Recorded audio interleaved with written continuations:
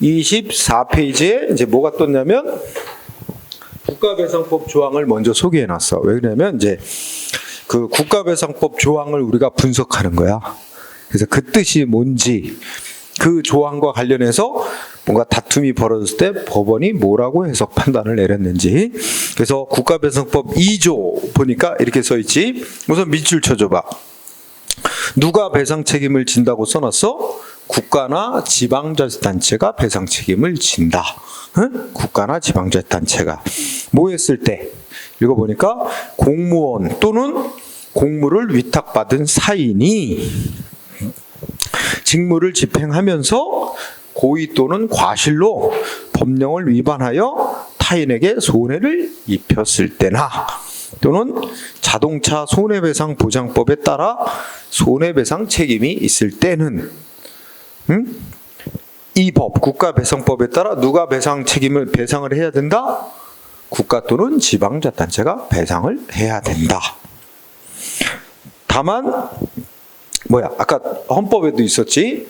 피해자가 그러니까 군인이나 군무원이나 경찰 공무원 그리고 하나가 더 추가됐네. 예비군 대원이 직무를 수행하다가 전투나 훈련 등 직무 집행과 관련하여 전사하거나 순직 또는 공무상 부상을 입은 경우에는 그 피해자 본인이나 그 유족이 다른 법에 따라 정해진 보상을 받을 수 있을 때는 국가배상법이나 민법에 따라 손해배상 청구를 못한다 해놓고, 마지막 제1항 본문의 경우에 국가배상 2조 2항에 1항 본문이 뭐냐면 국가나 지방자치단체가 배상을 해준 경우 피해자한테 직무를 수행한 공무원에게 고의 또는 중대한 과실이 있었다. 그러면 국가나 지방자치단체는 그 공무원한테 구상할 수 있다. 구상에 물어내라 할 수 있어요. 응? 자, 여기서 또 밑줄 칠 부분. 고의 또는 중대한 과실. 응?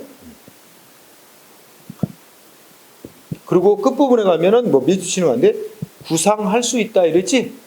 그러니까 이거는 반드시 물어내야 하는 건 아니에요. 그러니까 구조가 어떻게 돼요? 국가나 지방자치단체는 공무원이나 공무를 위탁받은 사인이 이렇게 고의 과실로 법 위반해서 손해를 끼치면 배상을 할 책임이 있다.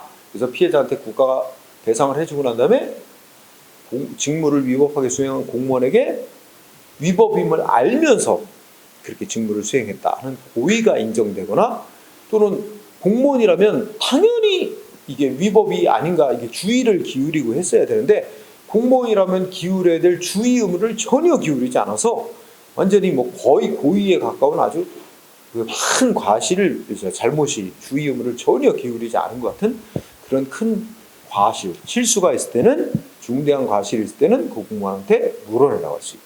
그럼 반대로 얘기하면 공무원이 주의를 기울이지 않은 잘못, 과실은 있었는데 경미한 과실, 줄여서 경과실만 있었다면 그 공무원한테 물어내라고는 못한다는 얘기가 되는 거지. 고의 또는 중대한 과실이 있는 공무원한테만 물어내라고 할 수 있다는 거지. 그치? 또 반드시 하라는 것도 아니에요. 할 수 있다라고 돼 있어서 판결도 그래. 무조건 공무원한테 고의 중과실이 있었다고 물어내라 해야 되는 건 아니고, 그 공무원이 어떤 상황에서 손해를 위법하게 직무를 수행하게 돼서 손해를 발생시켰는가, 또 공무원이 이렇게 직무를 위법하게 수행되도록 하지 않기 위해서 뭔가 국가가 어떤 제도나 장치를 제대로 했는가, 이런 거 다 따져봐서 이 공무원한테 책임을 물어야 될 상황이라고 인정될 때 한해서만 허용된다는 취지라는 거예요. 너무 공무원이 돼도 너무 걱정할 필요는 없어요. 거의 극히 드무니까 공무원한테 물어내라고 하는 일은. 자, 이렇게 돼 있습니다. 자, 이때 이제 그러면 배상 책임의 성립 요건이라고 나오지. 이제 2조 1항 얘기를 하는 거예요. 일단 먼저 얘기를 하면 거기 요건을 쫙 늘어보면 공무원, 그다음에 공무원이 직무를 집행하면서 고의 또는 과실로 과실이 있어서 법령을 위반한 행위, 이게 쉽게 말하면 위법한 법령을 위반, 고의 또는 과실로 법령을 위반하여 타인에게 손해를 발생케 했을 때, 자, 이 이 손해는 또 뭐에 의해서, 여기 법 문구 보면 공무원의 고의과실에 의한 위법한 행위로 인해 손해가 발생했다. 그러니까 이게 원인이 돼서 이런 손해라는 결과가 생겼다라고. 이 손해가 다른 원인에 의해서 발생했으면 부가배상 책임질 일은 아니지. 응? 그래서 요것과 요 고의과실이라는 위법한 직무집행 때문에 이런 손해가 났다는 인과관계, 이 원인 결과관계. 근데 우리가 인과관계도 과학적 법칙처럼 아주 엄밀한 인과관계가 아니고, 우리 보통 사람 시각으로 볼 때 이게 있으니까 이런 결과가 나오지라는 그런 정도의 사회 통념상 인정될 수 있는 그런 정도의 인과관계가 있으면 배상해야 된다는 거예요. 그걸 우리가 뭐냐면 상당한 정도의 인과관계, 상당 인과관계, 이게 인정되면 뭐야? 국가는 배상을 해야 된다. 이런 얘기죠. 그래서 이거 내가 다 쭉 나열한 이유는 이거 있잖아. 다 누가 증명해야 되지? 이 요건이 다 갖춰졌다는 걸 피해자 측에서 증명해야 돼요. 응? 자, 이거 자기한테 위법한 행위를 해서 손해를 끼친 사람이 공무원이며, 응? 그 사람이 사적인 일이 아니라 직무를 집행하다가 발생시킨 손해고, 그 공무원이 한 행위가 법에 위반되는 행위였고, 그 법을 위반한 행위는 해당 공무원의 고의 내지 과실에 의한 위법 행위였으며, 그로 인해서 타인은 이제 피해자니까 피해자 자기 자신에게 이런 손해가 생겼다. 이거를 피해자 측이 다 입증을 해야 돼. 증명을 해야 돼. 이 중에 하나라도 요건을 충족을 못하면 배상 못 받는 거야, 피해자는. 손해배상제도의 핵심 원인이 이렇게 배상을 받으려고 하는, 청구하는 측에서, 그러니까 이 공무원이 속한 국가 측을 가해자로 본다면, 그리고 피해자가 있으면 피해자 측에서 배상을 받고자 하는 피해자 측에서 가해자의 잘못을 다 입증해야 됩니다. 그죠? 이게 손해배상제도의 원칙이야. 근데 이거 다르게 한 거 하나 배웠지? 법에서 이걸 다르게 해놓은 거 어디 부분에서 배웠어? 우리 저기서 배웠잖아. 개인정보보호법에서 배웠잖아. 개인정보보호법 어떻게 했어? 개인정보를 처리하는 자가 고의 또는 과실로 수집 이용하는 개인정보가 함부로 유출되거나 막 이랬을 때 개인정보 처리자는 그 개인정보 주체에게 배상해야 된다 해놓고, 이때 어떻게 돼? 정보 처리자 측에서 자기네한테 고의 과실이 없었다는 거, 자기네가 잘못이 없었다는 걸 입증하지 못하면 배상 책임을 져야 한다. 그럼 반대로 가해자 측에서 자기네에게 잘못이 없다는 걸 입증하도록 반대로 해놨지. 그래서 그게 중요하다고 그랬잖아. 그게 특이한 거라고. 응? 그런 말이 없으면 원칙 들어가면 피해자 측에서 가해자 측의 잘못을 입증을 해내야만 한다는 거란 말이야. 응? 그래서 그때도 얘기했나? 우리 병원에 가서 뭐가 수술 잘못되고 해가지고 뭐 치료 잘못해가지고 내가 신체 이상이 생겼다. 그럼 배상을 받고자 하는 피해자가 의사의 과실을 증명을 해야만 배상을 받을 수 있어. 그러니까 그렇게 돼 있어서 무지 어렵다는 얘기지, 배상받기가. 그 전문 용어 이런 거 어떻게 알아, 피해자가. 그러니까 반드시 변호사를 고용해야 되는데, 변호사도 또 웬만한 변호사는 의학 지식이 없잖아. 그러니까 이제 이 의료 전문명, 의사이면서 변호사 자격도 딴 사람. 이 몸값이 되게 비싸겠지? 그런 쪽에 또 전문화하는 변호사들이 있어요. 의사이면서 변호사도 된. 그런 쪽 전문가 의뢰를 해야 되겠지. 그거 비싸지. 자, 그래서 다 갖춰야 되는데, 첫 번째, 공무원의 행위여야 된다 하는 거죠. 자, 이건 간단한 거야. 첫째, 1번 공무원의 행위로 손해를 입었어야 되는데, 이 공무원이란 신분이 공무원인 사람만을 말하는 건 아니다. 응? 그래서 여기 읽어보면 뭐라고 돼 있어? 국가배상법 2조에서 말하고 있는 공무원은 기능, 그러니까 하는 일을 보고 판단하는 개념입니다. 응? 읽고 지나가요. 즉 공무원은 신분이 공무원인 사람만을 말하는 게 아니고, 국가로부터 또는 지방자치단체로부터 이런 공적인 업무를 맡아서 수행해 달라. 뭐 대가를 받을 수도 있고 안 받을 수도 있고 이렇게 공무를 위탁받아서 처리하는 자도 국가배상법에서 말하는 공무원에는 포함이 됩니다. 즉 국가공무원법, 지방공무원법에서 말하는 공무원은 오로지 신분이 공무원인 자만을 가리키지만 국가배상법에서 말하고 있는 공무원은 신분이 공무원인 사람을 말하는 건 아니다. 응? 이게 단골로 나옵니다. 시험에. 그래서 널리 공무를 두 가지. 널리 공무를 위탁받아 실질적으로 그의 종사는 자가 다 포함되는 겁니다. 응? 그리고 두 번째 논점. 그 위탁된 공무가 일시적이고 한정된 업무만 담당하는 자라도 상관없대요. 응? 그래서 세 번째 줄. 일시적이고 한정적인 사항일지라도 무관하다. 응? 중요합니다. 이게 옛날부터 우리 학설과 판례에서 확립이 되어 온 건데 2010년대인가 아예 국가배상법에 이 판례를 반영해서 법에다 써놨죠. 그래서 국가배상법 2조의 첫째 끝에 보면 그냥 옛날에는 공무원이라고만 써 있었는데 그 옆에 뭐라 했어? 공무원 또는 하고 공무를 위탁받은 자가 아예 명시됐죠. 그거는 이미 이제 학설과 판례로 인정되어 온 걸 법에다가 이제까지 명시해 놓은 겁니다. 어쨌든 잘 나옵니다. 이거 지금. 그리고 이제 참고사항 1번 읽고 지나가세요. 공무원이란 우리 행정부 공무원만 말하는 게 아닙니다. 신분이 공무원인 자는 행정부 소속의 공무원, 입법부인 국회 소속 공무원, 사법부 소속의 모든 공무원들은 판사도 공무원입니다. 신분이. 헌법재판관도 공무원이고 국회의원도 공무원이고 대통령도 공무원이에요. 선거로 뽑힌. 그래서 자 모든 공무원이 다 들어가고 경우에 따라 사람인 공무원만을 뜻하지 않고 더 넓게 어떨 때는 뭐 국회, 지방의회 같이 기관 전체를 가리킬 때도 있어요. 읽고 지나가세요. 외울 거 아니에요? 2번도 그냥 읽고 지나가세요. 자, 어떤 사람이 공무원으로 일단 임용이 됐어.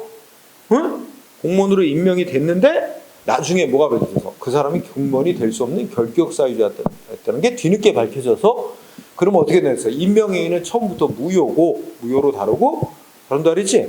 그런데 그 사람이 나중에 결격사유자가 임명됐다는 게 밝혀질 때까지 임명된 시점부터 그 사이에 행한 일도 공무원으로서 행위로 본다는 얘기지. 따라서 그것에 의해서 발생한 손해도 국가가 배상 책임을 져야 된다 이런 얘기죠. 그 다음에 외울 건 아니야. 그 다음에 사망. 야 여기 보면 주한미군이 발생시킨 피해 있지. 또 우리 한국인인데 주한미군에 배치되어 근무하는 카투샤 같은 경우도 있잖아. 그러면 줄여서 야 우리 주한미군이 발생시킨 손해 누가 배상 책임을 지느냐 하는 문제가 있어요. 요거는 이제 미국하고 우리하고 조약이 맺어져 있어요. 협정이. 그래서 물론 두 가지로 나눠집니다. 얼마 전에도 뭐가 있었냐면 뉴스에 한번 나오더라고. 평택시인가? 그 어떤 사람이 운전하는데 그 비도 내리고 막 저 저녁 타임인데 뭐 미군 애들 3명인가가 이 빨간불인데도 막 무단횡단하고 건너가니까 이 사람이 젊은 남자 같은데 와이프도 차에 탔나? 막 빨간불인데도 막 무단횡단하고 막 건너가니까 뭐라 그랬나 봐. 그랬더니 이놈들하고 시비가 붙어갖고 근데 주한미군이 우리 한국 사람을 폭행하고 달아나 버렸어. 그래갖고 그러면 그런 거 미군이 조사해요. 근데 하여튼 그러면 그거 주한미군이 그 직무 수행 중에 발생시킨 피해가 아니지? 직무 수행 중에 발생시킨 피해가 아니면 그 사람 주한미군이 처벌되는 거 별개로 하고 손해배상은 민사로 다뤄야 돼. 그러니까 그 경우는 주한미군 그 가해자를 상대로 민사소송으로 청구해야 되니까 굉장히 어려운 문제가 됩니다. 우리 법원에 그 해당 주한미군을 상대로 손해배상 청구를 해야 돼요. 그래서 그거는 국가배상법하고는 상관없는 거야.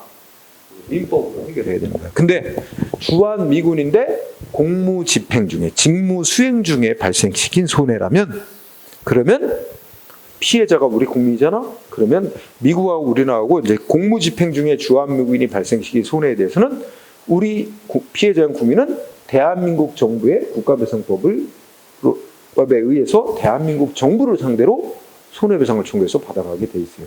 그러면 그렇게 우리 대한민국 정부가 배상을 해주고 나서 우리 대한민국 정부가 이제 미군 측하고 해서 만약에 미군 측의 전적인 잘못이다 그러면 배상 1,000만 원 해줬다 그러면 750만 원을 미군 측이 우리 정부에 물어줘야 됩니다. 75대 25 이렇게 나오고요. 주한 미군 측의 전적인 잘못이면 그 다음에 우리 정부 측도 뭔가 잘못이 있다 이렇게 되면 50대 50으로 이렇게 하게 돼 있어요. 자, 어쨌든 피해자인 우리 국민은 주한미군이 공무집행 중에 발생시킨 손해에 대해서도 미국과의 협정에 따라 국가배상법에 의해 대한민국 정부한테 배상을 청구하게 돼 있다 하는 점입니다. 자주 안 나오니까 그 정도로 하세요. 하여튼 여기까지에서 제일 중요한 건 뭐야? 신분이 공무원인 자만을 가리키는 건 아니다. 공무를 위탁받아 처리하는 자도 포함되며 그 위탁받은 공무가 일시적이고 한정된 사항이라도 상관없다. 이게 핵심인 거고. 자, 그 다음에 그 두 번째 주제 쌍가로 2번 나왔지? 자, 공공단체. 우리가 공공단체라고 하는 것도 일권에서 배웠는데 공공단체가 4종류를 공공단체라고 포괄해서 불러. 공공단체가 첫 번째로 지방자치단체, 그 다음 뭐야? 공공조합, 영조물 법인, 공법상 재단법인, 공재단 이렇게 4가지가 공공조합, 공공단체야. 그런데 지금 우리 국가배상법은 누가 배상 책임자가 된다 그랬다 그랬어? 국가 또는 지방자치단체지. 그러면 지방자치단체가 아닌 공공단체의 직원이 직무 수행하다가 발생시킨 손해는 어느 법에 따라야 되느냐가 문제가 돼요. 아주 자주 나오는 건 아니까 읽어보면 그래서 지방자치단체가 아닌 공공단체의 임직원이 국가배상법에서 말하는 공무원에 해당이 되느냐? 아니라고 봅니다. 분명히 여기서는 국가 또는 지자체의 공무원 또는 공무위탁받은 사이 이렇게 법이 정하고 있기 때문에 예를 들어서 내가 그랬지 한국은행은 소위 법적 성격이 영조물 법인이라고 합니다. 한국은행. 그러면 영조물 법인은 공공단체이긴 한데 한국은행 직원이 업무와 관련해서 손해를 끼쳤다. 한국은행이 배상 책임을 져요. 그런데 국가배상법이 적용되는 게 아니라 민법에 따라 배상 책임을 지게 됩니다. 왜? 국가배상법은 국가 아니면 지방자치단체가 배상 책임지는 문제에만 적용되는 법이야. 그러니까 지자체가 배상 책임질 문제가 아닌 나머지 공공단체가 배상 책임질 문제는 민법으로 해결해야 돼요. 그래서 여기 굳이 하자면 첫째 줄에 지방자치단체가 아닌 공공단체 임직원은 국가배상법에서 말하는 공무원에 해당하지 않는다. 그러면 이제 그 다음엔 자연스럽게 민법으로 해결해야 된다. 이렇게 연결되겠죠? 자, 그렇다면 판례의 태도, 그죠? 판례의 태도 일단 두 줄 한번 읽어봅시다. 우리 대법원은 시 청소차 운전기사, 그 다음에 우리 동네의 통장님, 이거 공무원, 국가배상법이라는 공무원에 해당한다고 봤으나 뭐야? 시형버스 운전기사 그리고 지역마다 의용소방대원이라고 자원봉사하는 사람도 있어요. 자원봉사자.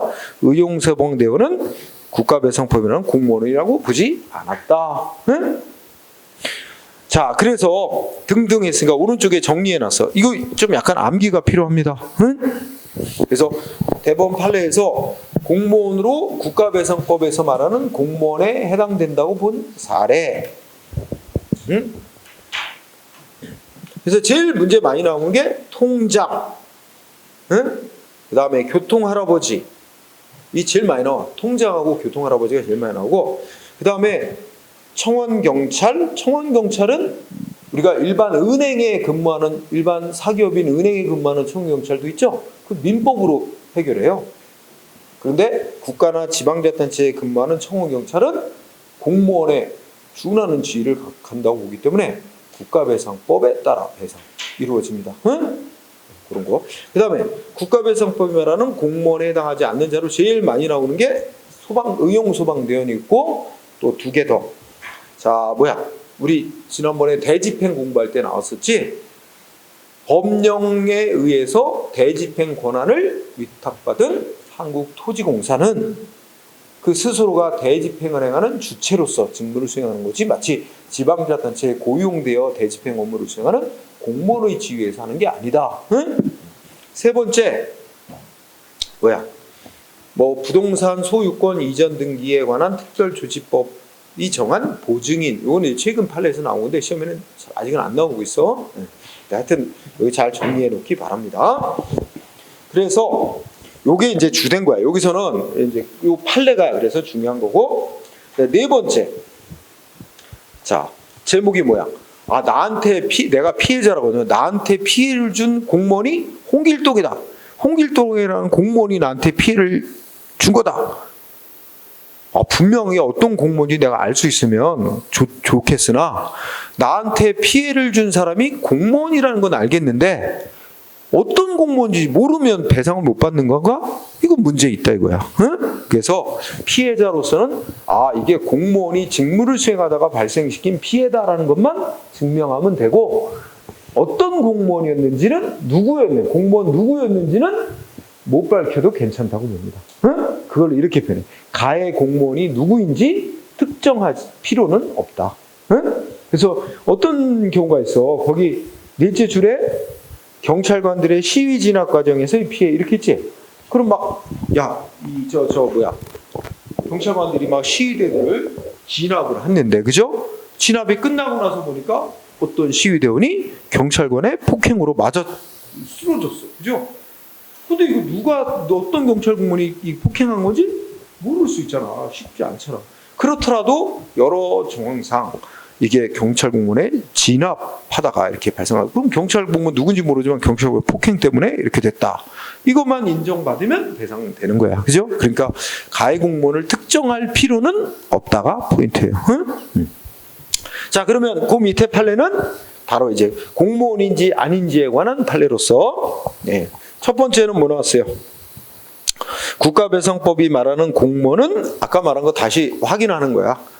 공무원법상 공무원 신분을 가진 자에만 한정하는 게 아니라 널리 국가나 지방자치단체로부터 공무수행 권한을 위임받아 처리하는 자를 다 포함하며, 그리고 그 위탁된 사무가 일시적인지 한정적인지는 상관하지 않는다. 자, 이것도 그 두 번째 것도 잘 나온다며. 일시적이고 한정적인 업무라면 그거는 포함되지 않는다. 이렇게 잘 내니까 쭉 알아두고. 두 번째는 실제 통장이지. 우리 동네 통장님들 공무원이니까 신분은 공무원 아니야. 응? 그거 다 알지? 통장님, 시골 가면 이장님, 신분 공무원 아니에요. 근데 통장님, 이장님 다 뭐해? 일정한 동네 통장님은 반상회보도 돌리고, 몇 가지 해요. 업무를 부여받은 업무를 하고 아마 수당을 좀 받아요. 각 구청으로부터 수당 같은 거 좀 받아요.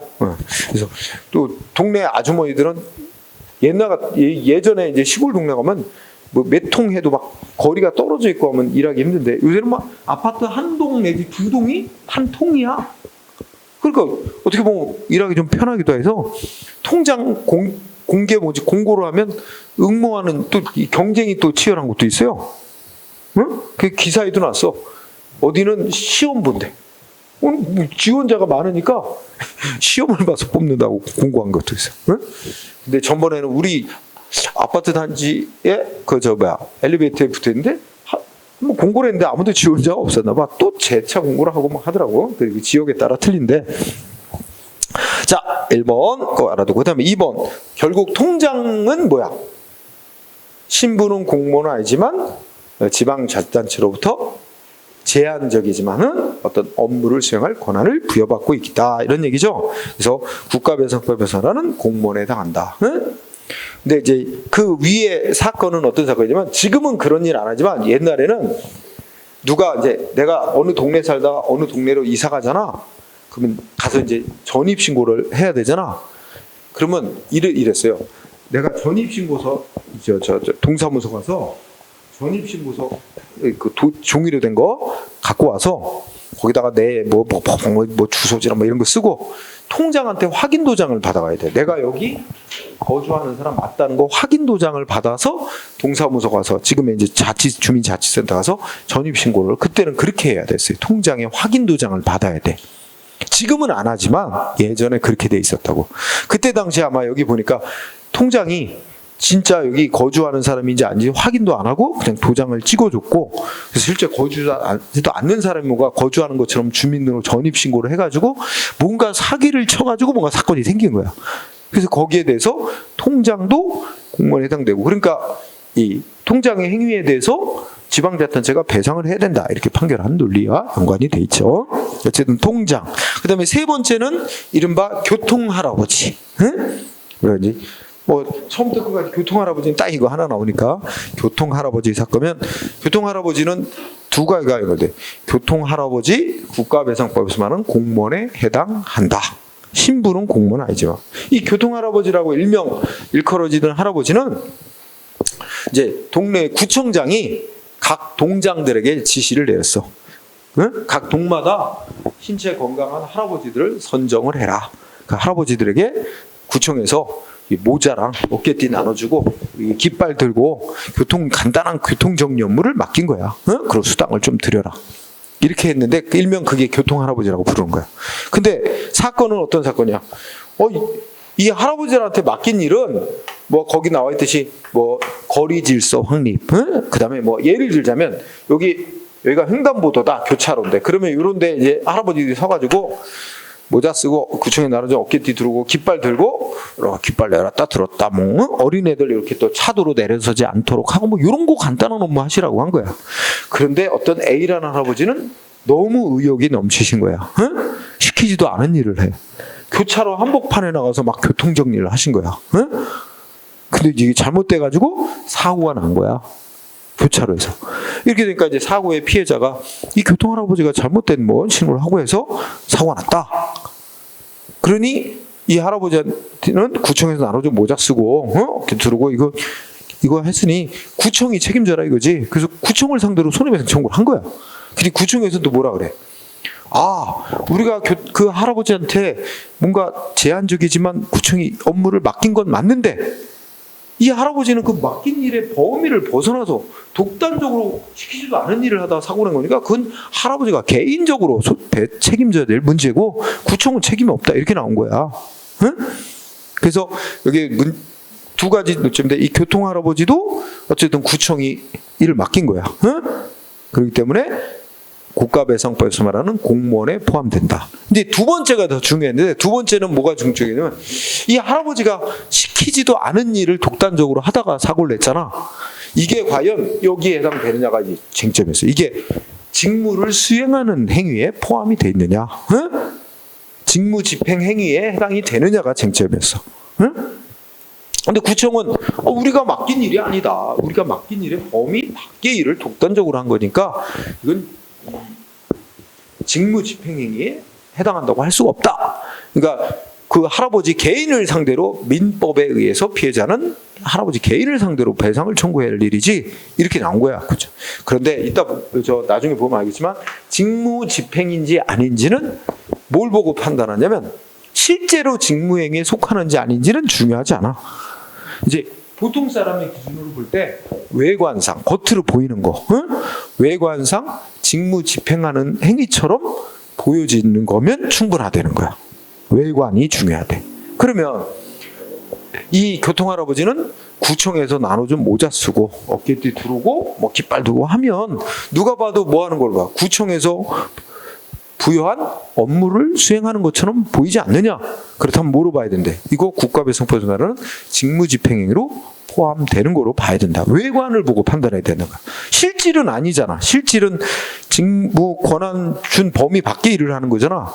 그게 중요한 거 아니야. 실질이 중요한 게 아니라 외관이 중요해. 객관적으로 보여지는 외관상 직무집행행위에 해당이 되니까 구청은 배상할 책임이 있다. 이렇게 판결 나옵니다. 응?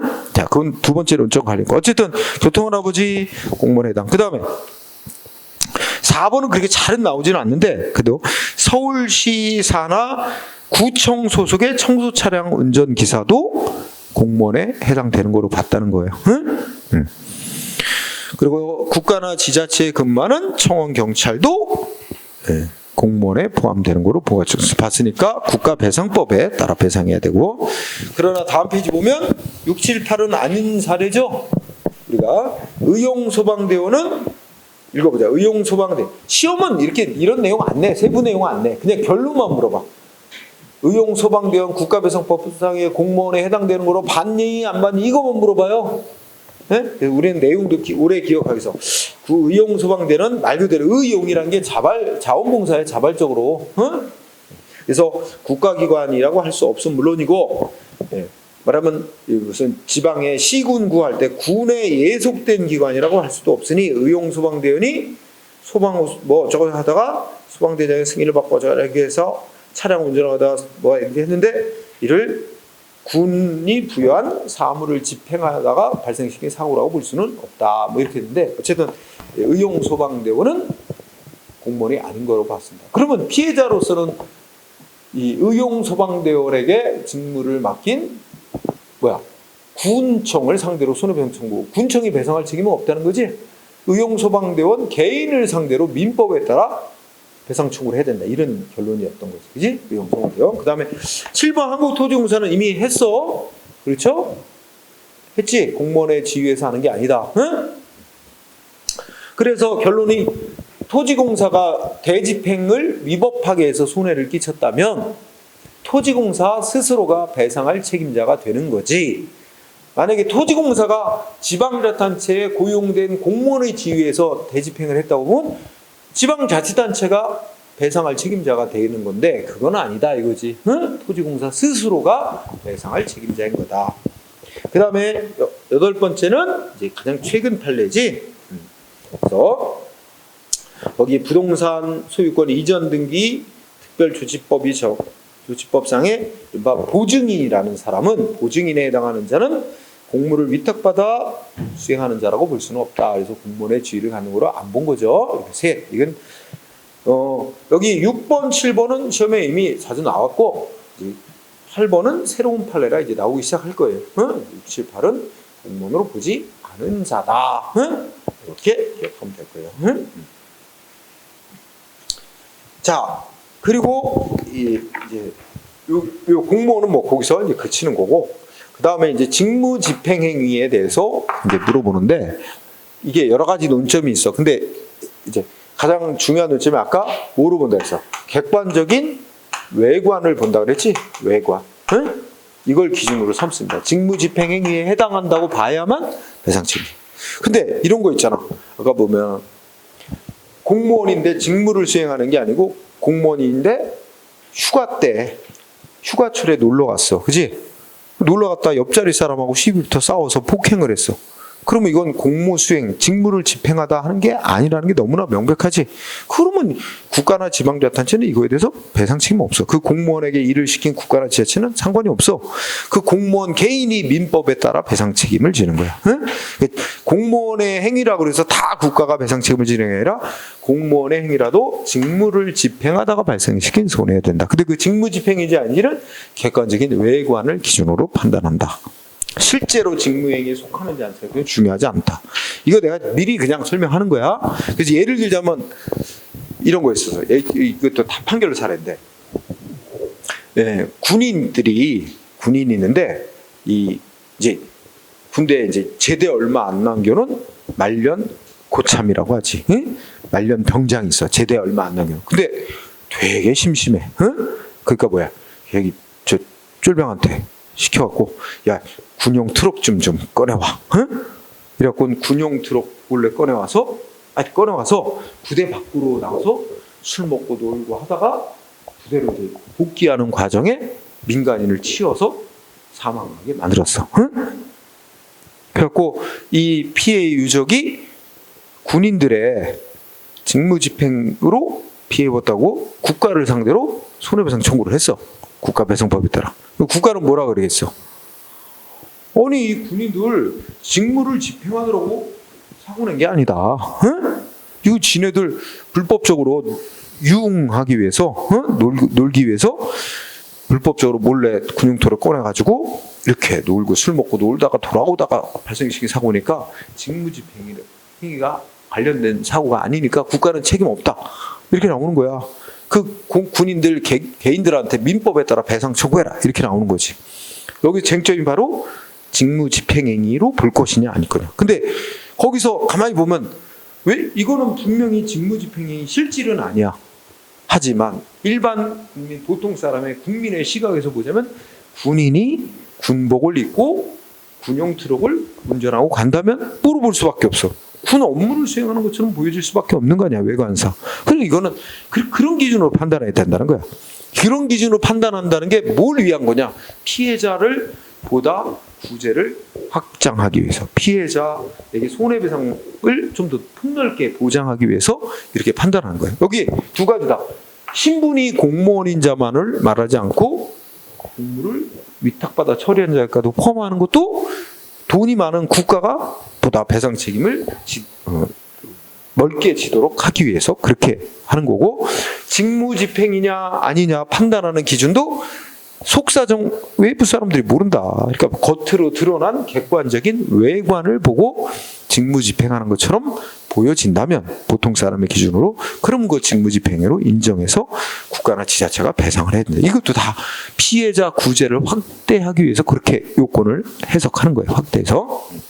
그래서 아까 교통할아버지도 그래서 직무집행위로 인정했고, 아까 군인 그 얘기도 직무집행위로 인정, 국가가 배상, 그렇게 한다는 거죠. 그래서 지금 한 얘기는 이제 직무집행위와 관련해서 여러분들이 그 페이지 229쪽에 보면 맨 아래 직무집행행위냐 아니냐를 판단하는 기준, 그 얘기 있지? 내가 그게 제일 중요하기도 해서 먼저 설명을 한 거예요. 그래서 동그라미 1번, 행위 자체의 외관을 객관적으로 관찰해서 외관상 직무집행행위 요건을 갖추고 있는지를 기준으로 판단한다. 따라서 실질적으로 정당한 권한 내의 행위냐, 해당 공무원이 직무 수행하려는 의사가 있었는지 없었는지, 그리고 피해자가 실질적으로 공무집행하는 게 아니란 걸 알고 있었는지, 이런 건 하나도 안 따져요. 그런 건 묻지 않는다. 오직 뭐만 갖고 따져? 객관적으로 보여지는 외관, 외관상 객관적으로 직무행위라고 보여지면 보통 사람 그러면 직무집행위로 인정해야 된다. 이게 판례의 태도입니다.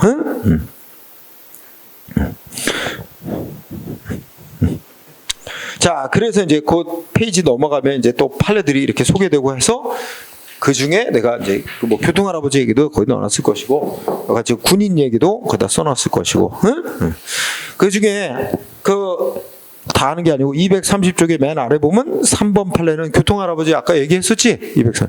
그 밑에 4번 판례도 시험에 굉장히 잘 나오거든? 4번이 잘 나와. 4번을 보면 원래 이 업무를 수행하는 자는 신분도 공무원, 신분도 공무원인데 이 공무원이 무슨 짓을 했어? 다른 공무원들의 인사 서류를 위조했어.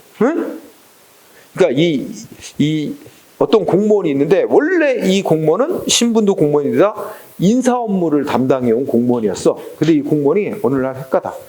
어느 날 갑자기 이런 건 아니겠지만 이 공무원이 은행에서 막 대출을 받는데 다른 공무원들이 막 보증서 따고 거짓으로 막 한 거야. 서류를 꾸몄어. 그래갖고 은행에 제출. 그 은행은 이 공무원이 원래 옛날부터 인사 업무 담당해 온 사람이고, 다른 공무원들이 뭐 이 서류 갖고 오니까 이거 위조된 건 줄 꿈에도 생각 안 했지. 그래갖고 거액을 대출해 줬더니 이 공무원이 그 거액의 대출금 가지고 날라버린 거야. 그 은행 측에서는 이제 손해가 막심해. 그러니까 은행은 야, 이 공무원 속한 국가한테 자기네 대출금 이거 회수 못하게 되니까 손해배상해라. 공무원의 위법한 행위에서 자기 피해 봤다. 손해배상 청구를 했더니 국가는 뭐라 그래? 야, 이 공무원이 다른 공무원들의 이 서류를 위조한 행위, 이게 어떻게 정상적인 직무행위냐? 위조행위는 직무행위에 안 속하는 거다. 그러니까 우리는 배상 책임 없다. 근데 이게 실제로 직무행위에 속하느냐 아니냐가 중요한 게 아니란 말이야.